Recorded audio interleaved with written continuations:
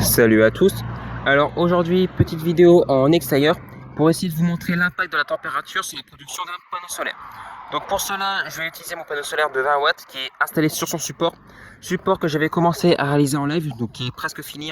De toute manière, voilà, vous aurez l'occasion de le revoir dans une prochaine vidéo. Là, il me reste juste à le lasurer. Bon voilà, de toute manière, je vous détaillerai un peu plus en détail par la suite de comment j'ai fait pour le réaliser.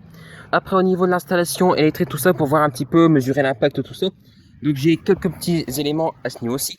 Alors déjà pour commencer ici j'ai un module voltmètre, wattmètre, tout ça qui fait un petit peu tout que j'avais acheté sur AliExpress. Bon, de toute manière là vous devrez voir à mon avis strictement rien ce qui est affiché dessus, c'est normal. Je vous installerai beaucoup plus proche après pour que vous puissiez vraiment voir l'impact quand je vais mettre de l'eau sur le panneau solaire. Ici on a le plus et le moins du panneau solaire donc qui rentre sur le module. Aussi j'ai pas précisé mais le module je l'alimente par une alimentation 5 volts externe pour éviter d'avoir des problèmes de stabilité, tout ça. Bon, je ne pense pas que cela soit vraiment indispensable, mais au moins le module a une tension d'alimentation fixe, ce qui fait qu'on réduit déjà, je pense en tout cas, les possibilités d'erreur de mesure au niveau de tout ce qui est tension, courant, puissance, etc. Au niveau de la sortie, donc ici on a des résistances, 3 au total. Ici, 2 en parallèle que je peux mettre ou pas grâce à cet interrupteur. Et ici, une tout seul comme ça qui est en série avec les autres. Alors là, c'est une 10 ohms et ici, c'est 2 10 ohms qui soient en parallèle ou non. Tout dépend si je mets l'interrupteur. Comme ça, cela me permet soit d'avoir 20 ohms de résistance ou soit 15 ohms, 10 plus 10 divisé par 2 parce que j'en mets 2 en parallèle. Donc ça fait 5.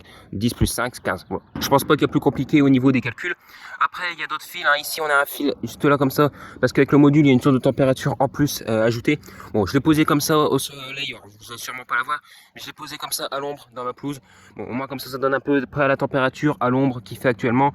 Et elle m'indique à peu près 22 degrés. Bon, voilà, on est un peu plus de 20 degrés en température extérieure. Alors, c'est pas les meilleures conditions pour faire cette vidéo parce que bon, ça aurait été vraiment beaucoup plus représentatif de la faire en pleine canicule, quand il fait 30 degrés, quand le panneau solaire est vraiment très très chaud. Mais bon, voilà, là, ça permettra quand même d'avoir un certain aperçu. Donc, au niveau de la température du panneau solaire, tout de suite, donc pour cela, j'ai mis une petite sonde de température. Alors là, on verra tout ça tout de suite. Je sais pas si vous allez bien voir. Donc on est aux alentours de 43 degrés. Bon, ça dépend, ça varie un petit peu. Les connexions sont pas top. Tout à l'heure, j'avais environ 45 degrés. Bon, on va dire environ 45 degrés quand même au niveau de la température.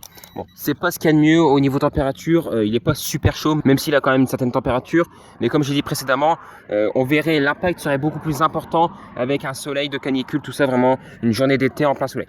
Alors au niveau de l'orientation du panneau solaire, je vais essayer de l'orienter le mieux possible. Donc pour voir vraiment la production optimale. Donc là, on voit qu'on est à peu près bien en face du soleil.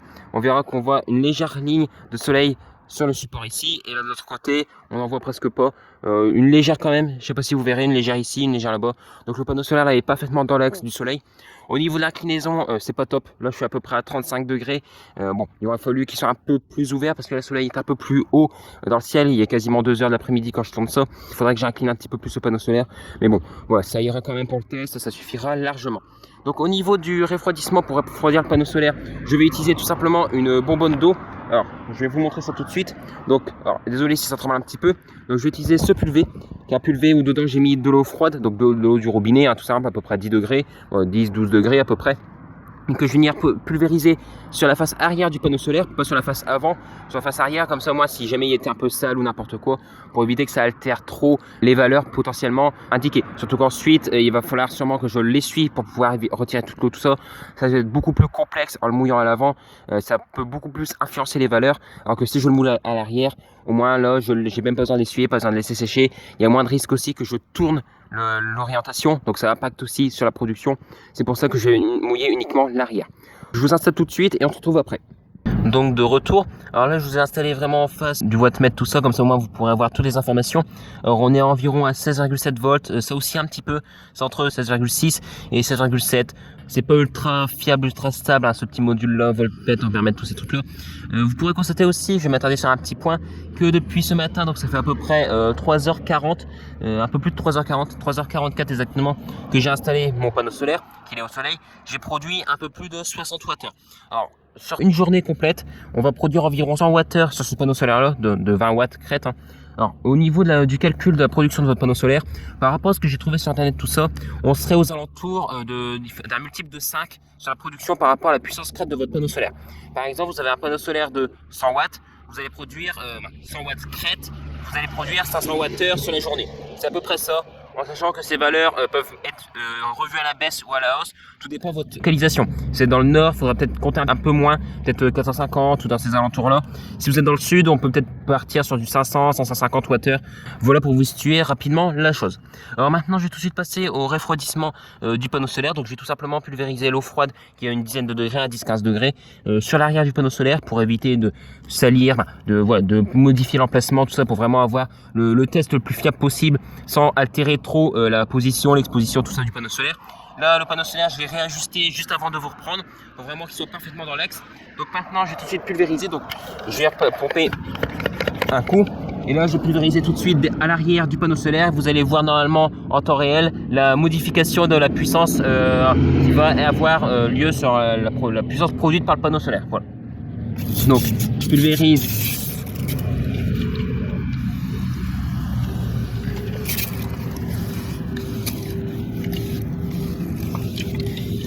Alors, je sais pas si vous entendez mon pulvé, hein, mais bon, voilà. Là, normalement, la puissance a déjà commencé à augmenter. Je sais pas si vous l'aurez vu. Bon, je pense que là, déjà, c'est suffisant. Je ne vais pas refroidir de trop parce qu'on risque de redescendre en puissance.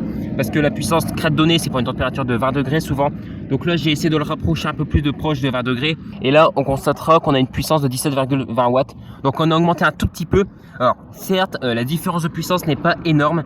Étant donné que c'est un panneau solaire de 20 watts, on n'a pas vraiment un gros écart. Peut-être que je referai un test avec un panneau solaire beaucoup plus puissant, peut-être de mon panneau solaire de 100 watts, je verrai. Le problème, c'est que c'est beaucoup plus grand en termes de surface, donc beaucoup plus difficile à refroidir. Je verrai. Mais déjà, je pense que ce petit test, que cette petite vidéo vous a permis quand même de voir un petit peu l'impact qu'a la température sur la production d'un panneau solaire. Alors là, je répète encore une fois, c'est un panneau solaire de 20 watts. La différence de production est minime, on n'est même pas sur 1 watt de différence. Mais voilà, c'est un truc quand même que j'avais constaté une fois quand j'avais fait ce test sans vous le filmer tout ça un week-end. Il faisait beaucoup plus chaud tout ça. Je pense que c'est intéressant de vous le montrer quand même, de vous montrer un petit peu l'impact. Peut-être que je le ferai sur un panneau solaire de 100 watts si vous me le demandez en commentaire. Donc sinon, je vais quand même vous reprendre.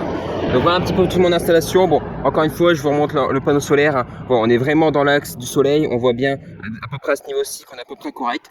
Rien d'autre spécial jusqu'ici. Donc voilà au niveau de la vidéo. Bon, de toute manière, je vais pas la continuer plus longtemps. Ça sert strictement à rien. Si jamais vous avez des questions, n'hésitez pas à les mettre en commentaire de la vidéo. J'essaierai d'y répondre du mieux que je peux. Si la vidéo vous a plu, n'hésitez pas à la partager pour faire découvrir la chaîne, tout ça, la faire grandir. Je remercie vraiment toutes les personnes qui partagent. Si encore une fois, si la vidéo vous a plu, n'hésitez pas aussi à la liker. Ça m'aide énormément sur mon travail, tout ça. Ça m'encourage, tout ça. Si la vidéo ne vous a pas plu, dites-moi pourquoi en commentaire, comme ça que je peux m'améliorer, corriger des petites erreurs, tout ça, rendre des vidéos de meilleure qualité au fur et à mesure que j'avance.